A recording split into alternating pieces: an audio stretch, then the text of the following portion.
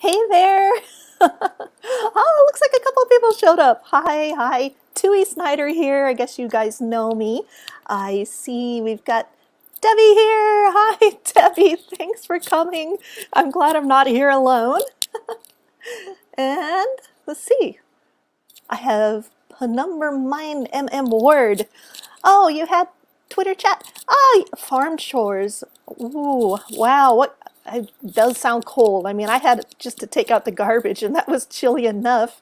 But I can farm chores are probably a lot more intense than anything I had to do today. Wow. I'm curious what your farm chores were, actually. I didn't know you lived on a farm. If I'm moving around a lot, it's because my cat decided to just, well, this is sort of a time of night where she gets pretty frisky, and I'm having this a little hard time getting her settled. I usually, I do live streams here because the lighting is better, but it's not by the fire. So, oh, Wolfmutt's here. Hey, well, you made a show. Yeah, this is just a total, like, totally different than any of the shows I do because, well, for starters, I really didn't prepare for it. I'll explain. On Tuesdays, every Tuesday for the last month or so, I've been doing Tombstone Tuesdays. Oh, you see, it still says Tombstone Tuesdays up there. I guess I should get rid of that. Whatever. This show tonight was just a total whim. I have this Valentine's card here that I've had since I was 8 years old. And it really is one of my most prized possessions in the world. It's one of those things that if a tornado were to suddenly tear our house apart and I was finding our belongings, or I only had a few things to take, I would want to make sure that I had this card with me. So it's just, you know, it's one of those things that someone could steal and it would be really upsetting.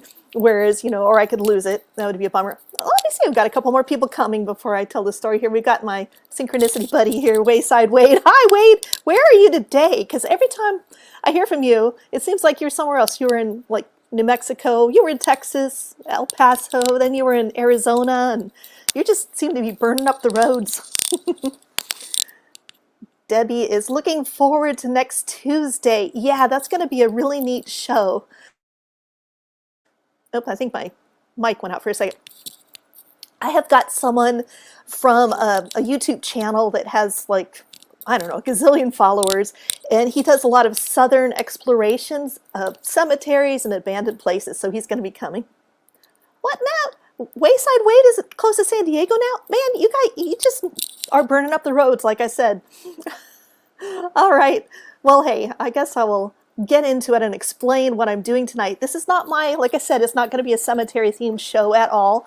I'm going to be talking about a special Valentine that I have. Now, everyone can hear me, I'm hoping. I hope I'm not just talking. If you can't hear me, please let me know.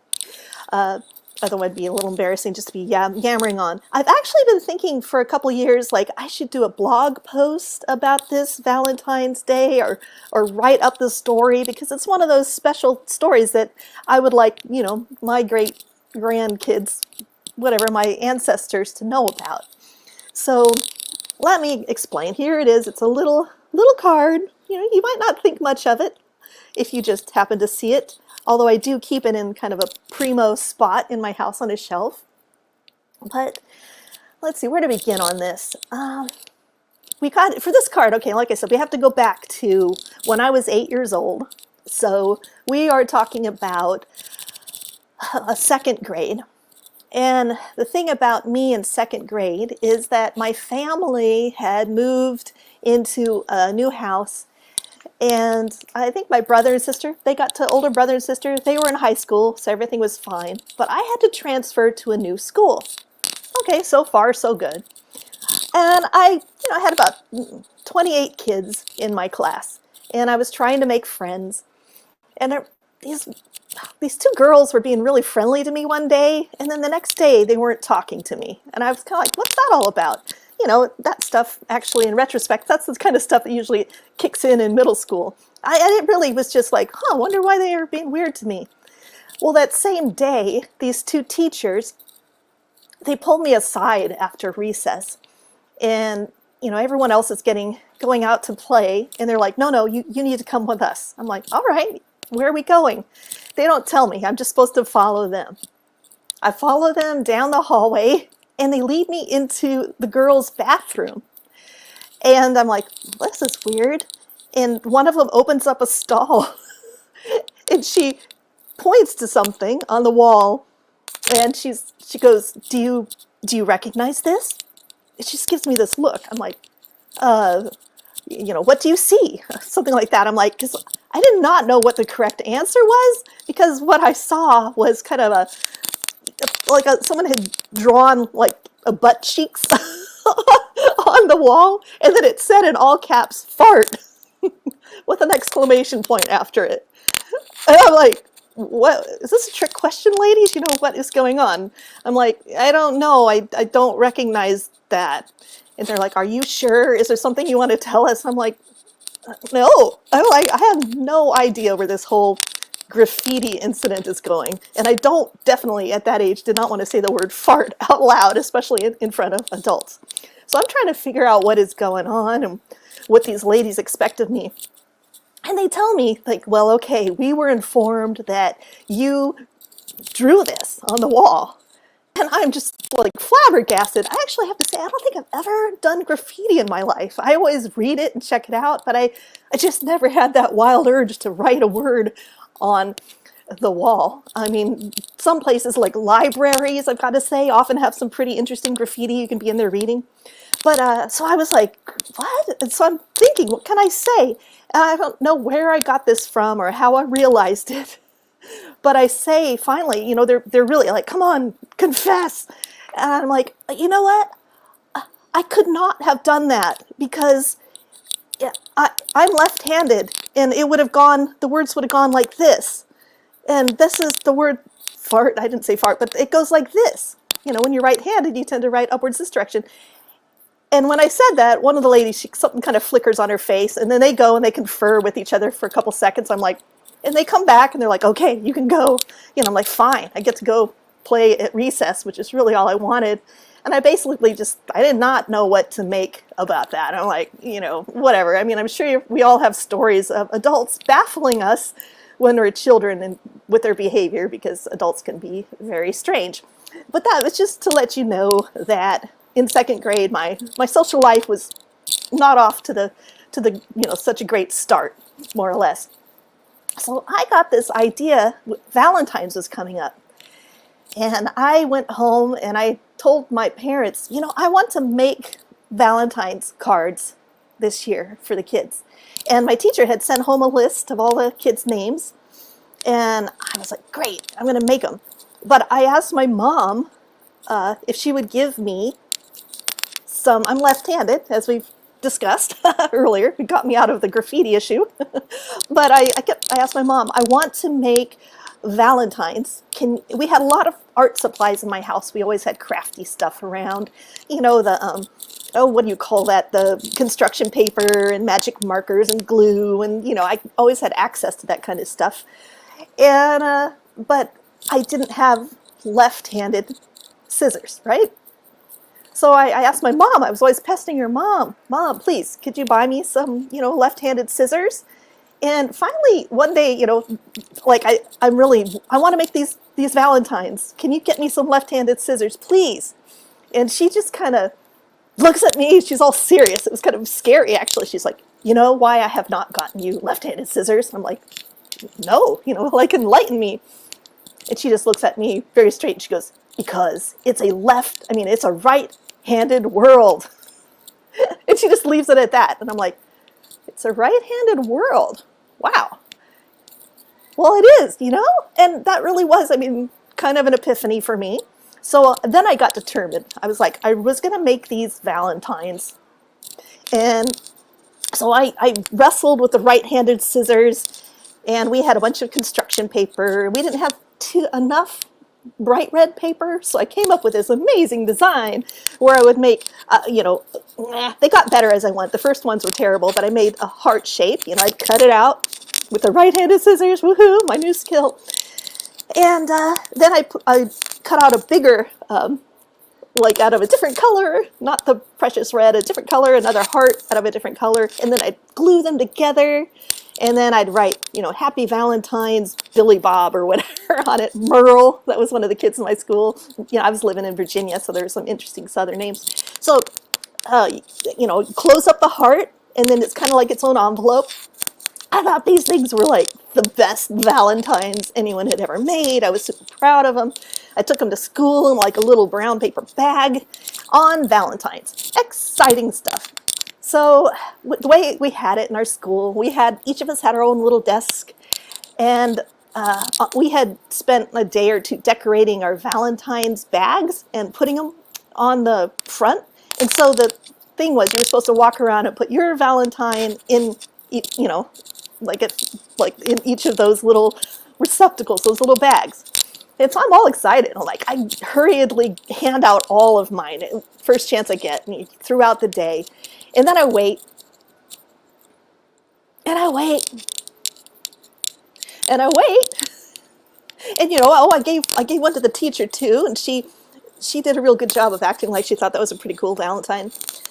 And well, end of the day comes, and I have exactly 0 Valentines in my bag. And I'm a little crestfallen, admittedly. Of course I'm crestfallen. So I go home, and I'm just trying to figure it out. I'm really puzzling. I'm taking it very personally. I'm thinking, what did I do wrong? Why didn't I get any Valentines? I can't figure it out.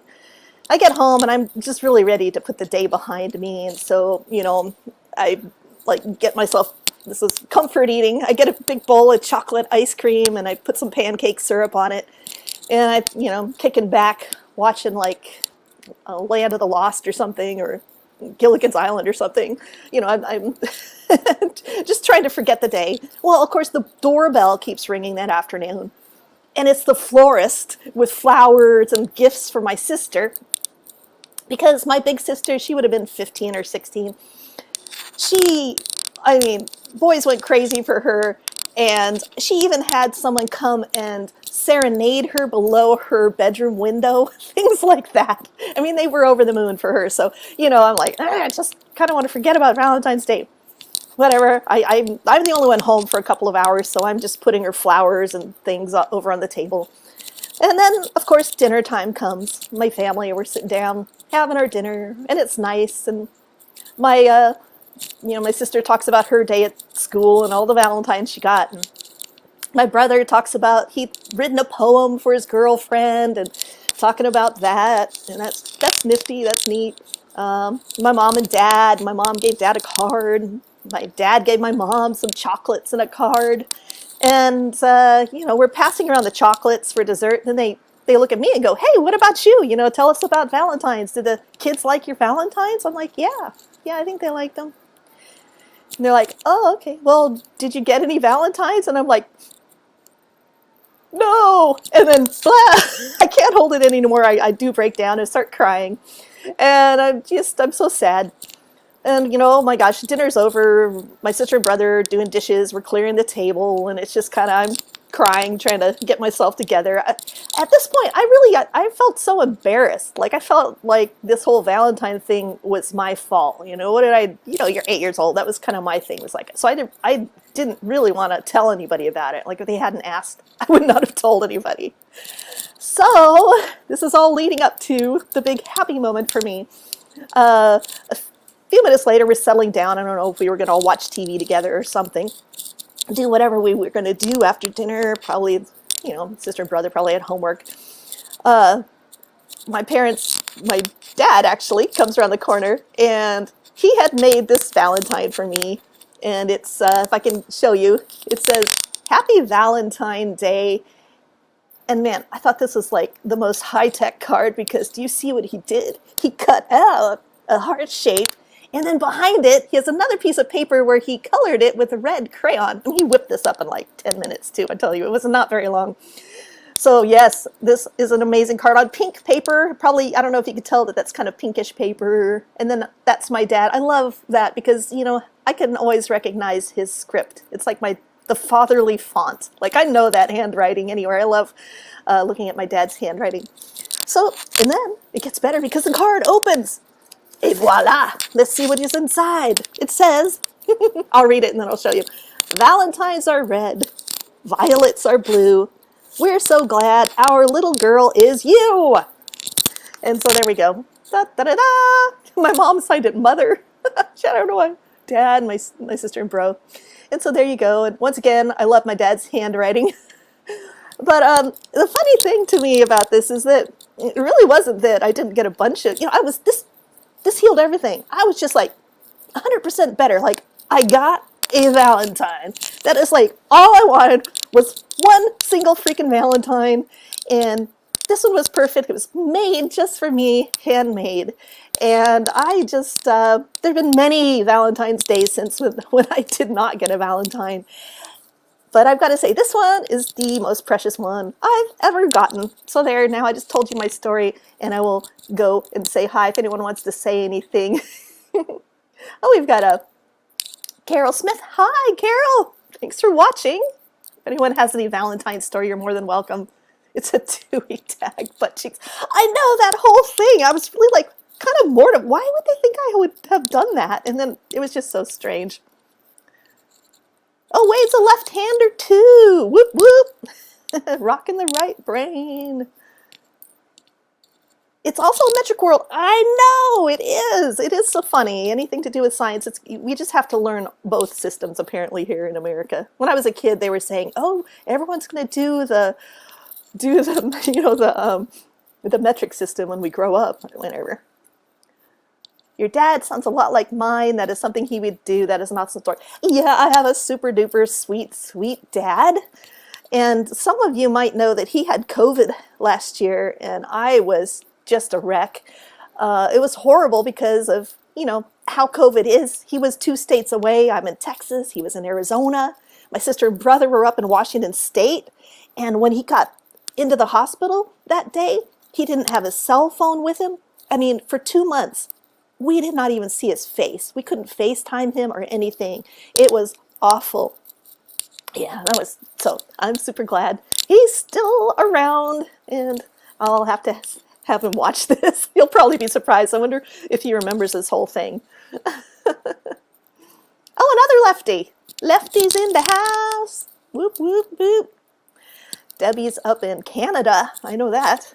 Where it must be even chillier than it is down here in Texas. It's cold for Texas. It was like 28 Fahrenheit, which is stupid. We should do Celsius here, but whatever. Yeah, guys, you know what? I used to have a coffee house. I don't know how many of you guys know this, but I'm a recovering barista because if you really love making coffee, making good espresso, that joy never leaves you. So I have a great espresso machine here. I used to have a coffee house. I loved it. And one of the things I used to do on Thursday nights was I had show and tell for grown-ups. But I mean, kids could come if they wanted, but it was specifically anybody could show up.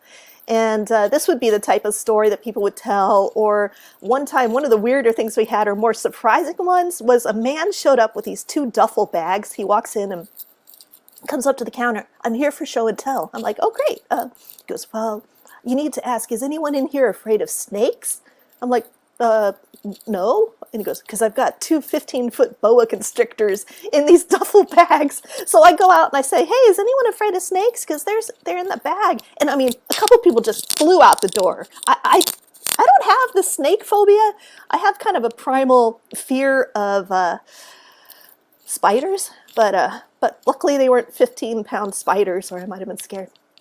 So anyway, what my point there was, I used to do show and tell every week, and I was thinking I missed that. And I've been kind of getting into this whole StreamYard thing and trying to get over my fear of being on video. So I thought, I do the cemetery stuff on Tuesdays. Maybe I'll start doing a little thing on Thursdays, and I could have other people come and show and tell. I love hearing people's stories. I love hearing the story behind things. Like I've got some things, I never know which way to point, on my shelf even, that I could tell stories behind. So, oh, Debbie says, she's not a snake. Snakes are not a favorite. Well, I actually like them, but I think they're very graceful, actually. And although, you know, down here in Texas, we actually have venomous snakes. So when I lived in Western Washington, it was kind of nice if you saw a snake, they weren't going to be venomous. If you were just like, oh, hey, it's a garter snake or a ribbon snake, it was not going, you know, it's a little different. You could pick it up if you wanted. Yeah, show and tell, grown up edition. Exactly, because wasn't show and tell always one of the funnest things in school? And I don't see why we have to not do that anymore. I like to hear when I visit people, I love it when they tell me the stories behind the objects that they choose to keep. Like I said, I have a lot of the weird knickknacks that I have on my shelf. The only reason I keep them is because they remind me of something special. Hey, hi Michael, how you doing? You staying warm? Are you down in you're down in Galveston, aren't you? What's this? I have had to drive to the school to pick up my godson's snake. Wow, okay, now that's an interesting tale. Hey, come pick up my snake. It was not a show and tell day. Oops. You know what? You just reminded me of something funny. I used to work in a deli, and I lived up in Washington State, kind of by the water, in Anacortes at the time, and I had I had a little aquarium, and I had a lot of intertidal creatures in there. I had some crabs. I had this really big crab I named Max. You know, well, big for a short crab. He was like that. His carapace was like that big around, you know, which is big for those little short crabs. Well, unbeknownst to me, he had gotten out, climbed into my purse, and along the way had been kind of covered in dust bunnies. And he got out of my purse and was walking across the floor of the kitchen. And I hear one of my coworkers like screaming. So I come around the corner. She's got a big mop in her hand, and she's like, ah! And she's about to smack the spider. She's like, it's a tarantula, which wouldn't make sense up there. And I'm like, I'm kind of freaking out because, as I mentioned, I'm scared of spiders. But then I realize, I go, no, that's Max. And I dive down as she's like, about to kill my poor beloved crab. So then I pick him up, and luckily I just lived upstairs, so I was able to run my little crab home really quickly.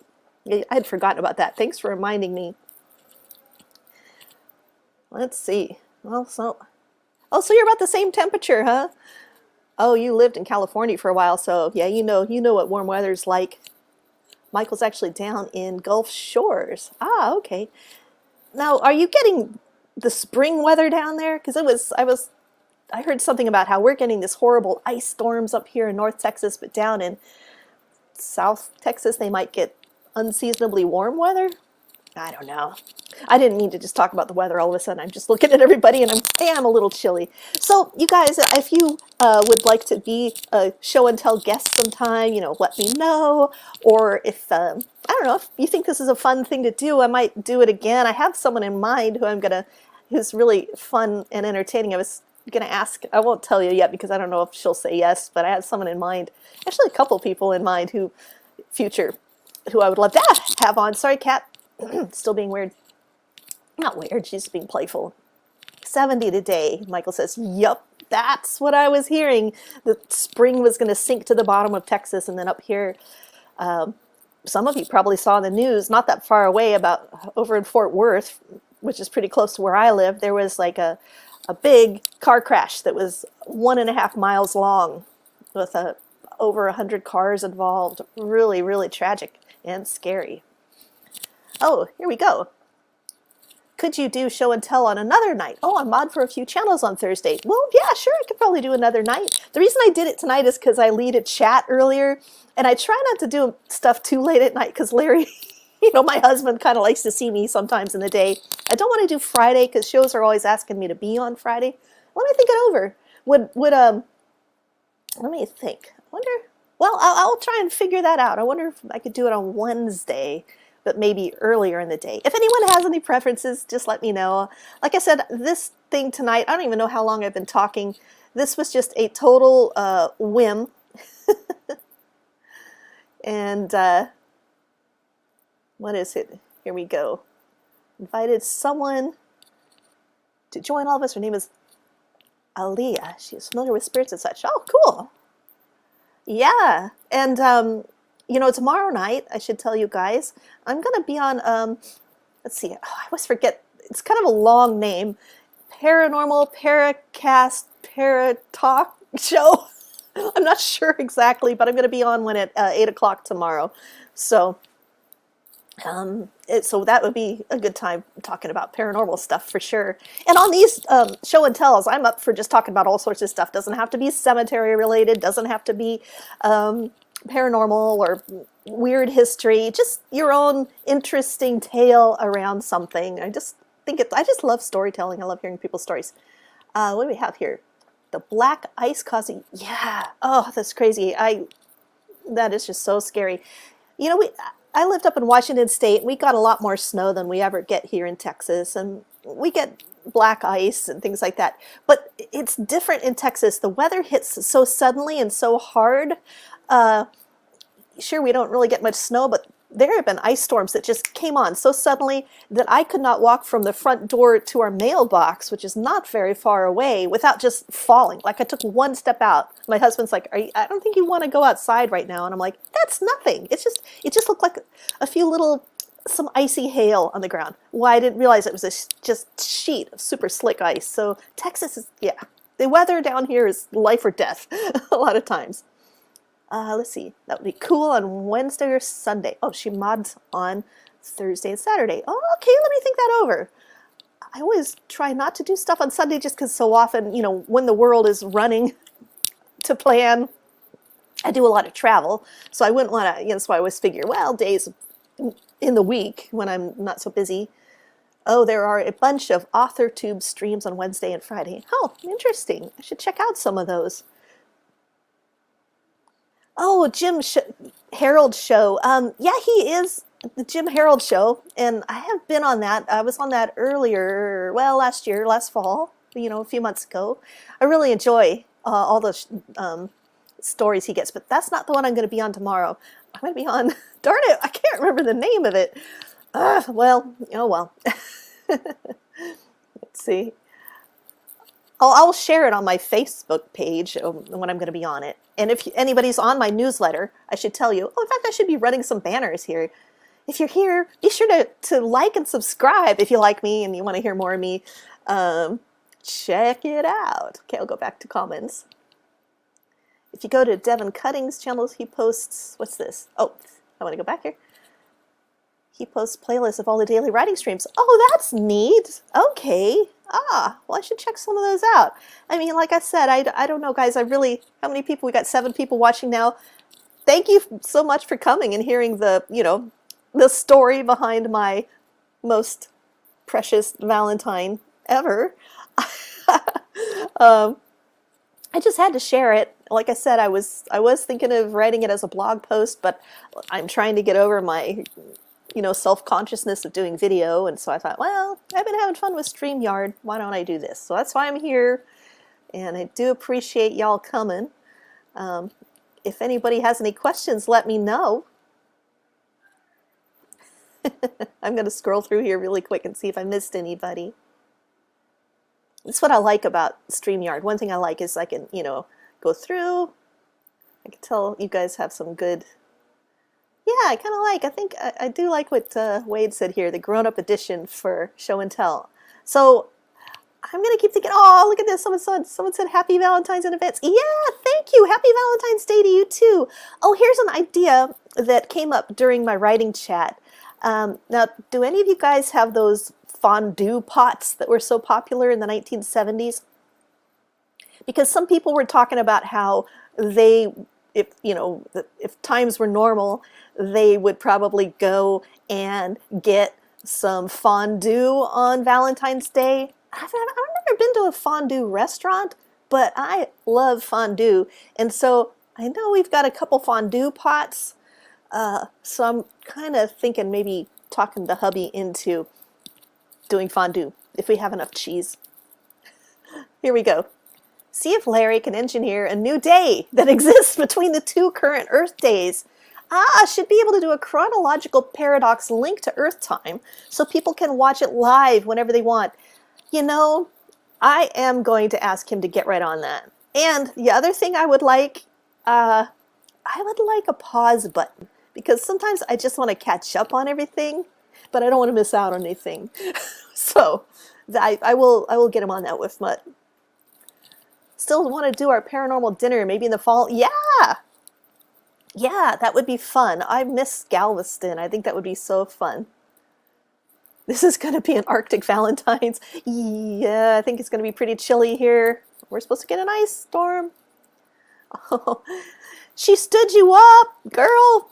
What is her problem? Aaliyah, come on. You know, let's give her the benefit of the doubt. She's probably having some terrible Wi-Fi issue right now. She's frantically trying to get here.